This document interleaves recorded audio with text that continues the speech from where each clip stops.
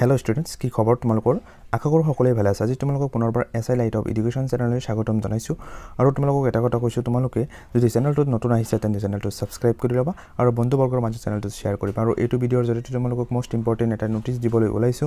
2026 চনৰ পৰা HSLC আৰু HS ৰ কোনো পৰীক্ষা কেন্দ্ৰত অনুষ্ঠিত নহয় তেতিয়াহলে কত হ'ব তোমালোকৰ পৰীক্ষা আৰু তোমালোকক আৰু এটা কথা কৈছো এই HS ৰ প্ৰথম বৰ্ষৰ যিকেইটা সাবজেক্টৰ তোমালোকৰ কোৱেশ্চন পেপাৰ আউট হল সেই পেপাৰটো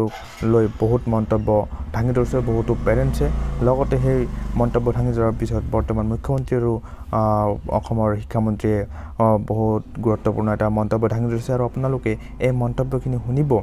কি মন্তব্য ভাঙি ধৰিছে যেহেতু এটা কৈছে যে 2026 ৰ পৰা HSLC আৰু HS পৰীক্ষাৰ কোনো পৰীক্ষা কেন্দ্ৰত অনুষ্ঠিত নহয় বুলি ঘোষণা কৰিছে আপোনালোকে এটা কাম কৰিব ভিডিওটো প্ৰথমৰ পৰা শেষলৈকে চাই থাকিব ভিডিওটো স্কিপ নকৰিব কাৰণ বহুত গুৰুত্বপূৰ্ণ কথা আমাৰ শিক্ষামন্ত্ৰীয়ে ইয়াতে জনাইছে তাৰ আগতে এটা কথা কৈছো চেনেলটো সাবস্ক্ৰাইব কৰি ল'ব আৰু বন্ধুবৰ্গৰ মাজত চেনেলটো শেয়াৰ কৰিব লেটেষ্ট আপডেট পাবলৈ লগতে এইটো চেনেলত অকল নোটিছে দিয়া নহয় এইটো চেনেলত ক্লাছ 7 ৰ পৰা ক্লাছ 12 লৈকে সকলো ধৰণৰ ক্লাছ কৰিব পাৰিব আৰু আপুনি যদি পেৰেন্টছ হয় কিনে এই চেনেলটো চাই আছে আপুনি তেন্তে আপোনাৰ ল'ৰা ছোৱালীৰ কাৰণে চেনেলটো এতে সাবস্ক্ৰাইব কৰি লওক আৰু আপুনি আপোনাৰ বন্ধুবৰ্গৰ মাজত চেনেলটো শেয়াৰ কৰি লওক যদি অথবা মৰমৰ যদি ছাত্ৰ-ছাত্ৰীয়ে যদি চাই আছে তেন্তে চেনেলটো সাবস্ক্ৰাইব কৰিবা আৰু তোমালোকৰ বন্ধু বান্ধৱীৰ লগত তোমালোকে চেনেলটো শেয়াৰ কৰিবা যাতে আগন্তুক দিনক HSLC লগতে HS ৰ পৰীক্ষাত 100% কমন লৈ তোমালোকে এক্সাম দিব পাৰা তাৰে কামনা কৰিলো এতিয়া তোমালোকে শুনা কি মন্তব্য দাঙি ধৰিলে আমাৰ অসমৰ শিক্ষামন্ত্ৰী লগতে মুখ্যমন্ত্ৰীয়ে ভিডিওটো স্কিপ নকৰি কিনে শেষলৈকে চাই থাকিবা আমাৰ কিছু সংখ্যক ভেঞ্চাৰ স্কুল তাৰ পিছত প্ৰাইভেট স্কুলকো পৰীক্ষাৰ চেণ্টাৰ দিয়া হৈছে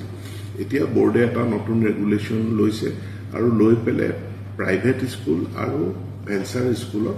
যেহেতু তাত আমি পৰৱৰ্তী কালত কোনো শাস্তিমূলক ব্যৱস্থা গ্ৰহণ কৰিব নোৱাৰো গতিকে তাত আৰু পৰীক্ষাৰ চেণ্টাৰ নহয় পৰীক্ষাৰ চেণ্টাৰ কেৱল চৰকাৰী বিদ্যালয়ত হ'ব ইয়াৰ পৰা প্ৰশ্ন কাকতসমূহ বিদ্যালয়লৈ নাযায় এতিয়া যেটো নতুন আকৌ পৰীক্ষা হ'ব আমাৰ যি এক্সামিনেশ্যন চেণ্টাৰ আছে সেই এক্সামিনেশ্যন চেণ্টাৰ সেই বিদ্যালয়খনলৈ যাব সেই বিদ্যালয়খনে ওচৰৰ থানাত প্ৰশ্ন কাকতসমূহ ৰাখিব আৰু যিদিনা পৰীক্ষা আছে তেওঁ বিদ্যালয়সমূহৰ মাজত এখিনি বিতৰণ কৰিব এইকিখন স্কুলৰ শিক্ষানুষ্ঠানৰ এফিলিয়েশ্যন তেওঁলোকৰ বাতিল হ'ব গতিকে 2025 চনত তেওঁলোকে একাদশ শ্ৰেণীত নামভৰ্তি কৰিব নোৱাৰিব